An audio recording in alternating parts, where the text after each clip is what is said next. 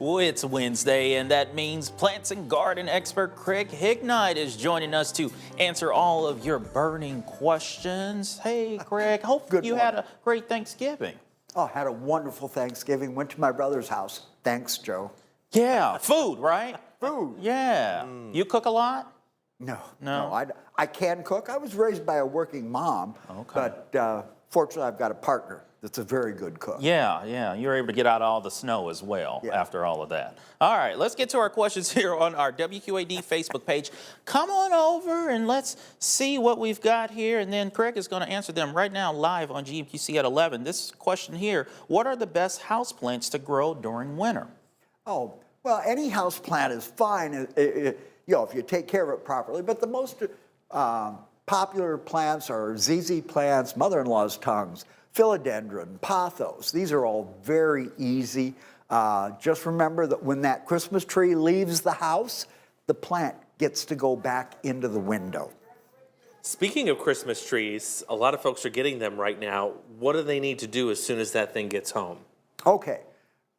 You need to make at least a 2-inch cut off the bottom of the tree, open it up. It has sealed itself in the shipping process, and get it into warm water within 2 hours after it has been cut so it can take up water properly, and then check it daily. Do not let the water drop below the bottom of the stump of the tree, or it'll seal itself up again. Let's see, how do we pronounce this one? Forsythia? Is it? Yep. Okay, great. Thinking ahead, I have 2 forsythia bushes, which are over 30 years old. They have been going downhill the past couple of years. Could they have outlived their life expectancy, and should I get rid of them next spring? It's not necessary. What you need to do is make sure that you've got some nice mulch around them. Go ahead and give them some organic fertilizer according to the directions on the package. Remember that they have to have water in August and September when we're not getting decent rain to help them build up for the next year. You might go ahead and start a rejuvenation pruning. This means you take the plant way down. You're going to sacrifice a couple of years of bloom, but it will usually come back very well from the base of the plant. From Susan, our crepe myrtle bush dies back every winter and grows new shoots each spring. It has gotten to the point where no shoots grow from the center, just from the outer ring. What do we need to do with it to make it fill out better?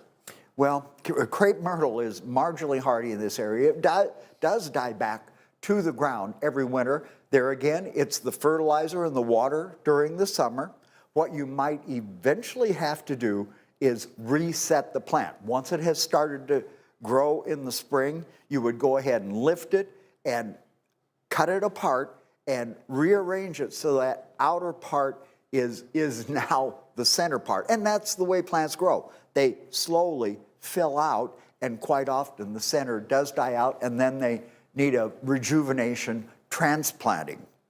All right, we're going to answer more of your questions here coming up here off of our WQAD Facebook page. Let us know if you need any help picking up your phone. I don't know if that's too hard to do nowadays, but speak now or forever hold your peace, because Craig is here. He's going to answer them. Yeah, here's our resource. We'll be right back.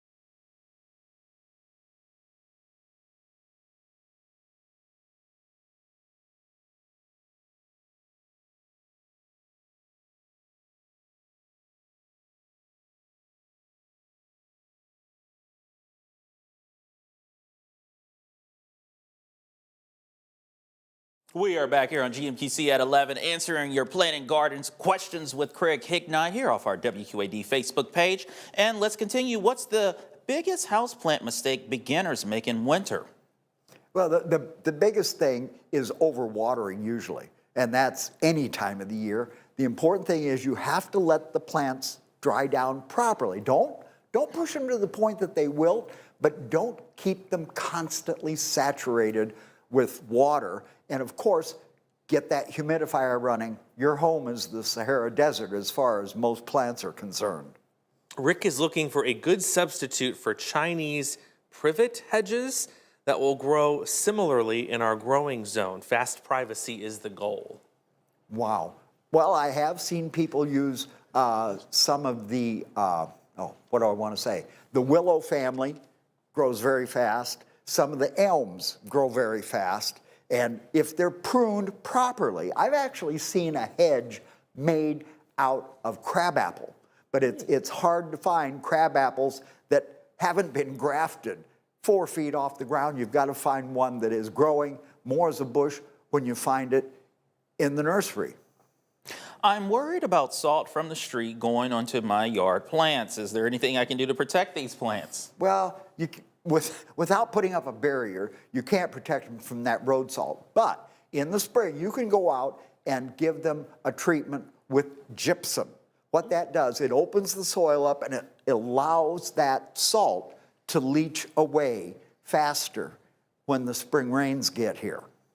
Cheryl has a large ficus tree indoors. Should I be fertilizing it during the winter? Not that much. Cut way back, down to about maybe once a month on most houseplants. Unless you're seeing a lot of new growth, the plants are really just kind of getting through this 16 weeks of winter that we're in right now. But a little bit of fertilizer once a month is definitely a plus for the houseplant.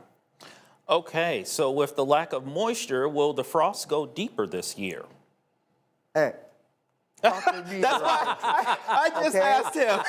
You know, I said, is this really, Ask Andrew Live? Or? Really, I would think dry soil would be harder to freeze because it's the water actually that freezes in the soil.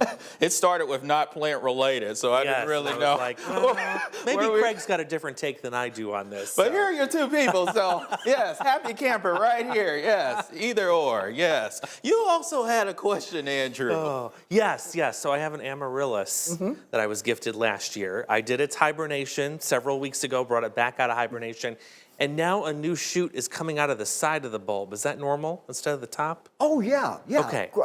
The amaryllis make babies around the basal plate of the bulb, leave that attached to mom until the baby pushes mom out of the pot. She's feeding it all the time that they're connected together. Okay, I thought I was doing something wrong. All right. Sigh of relief. There we go. Thank you so much, Craig, for being here. And be sure to join our Facebook Live with Craig each and every Wednesday there. You can submit your questions and be part of the conversation. GMQC at 11. We'll be right back.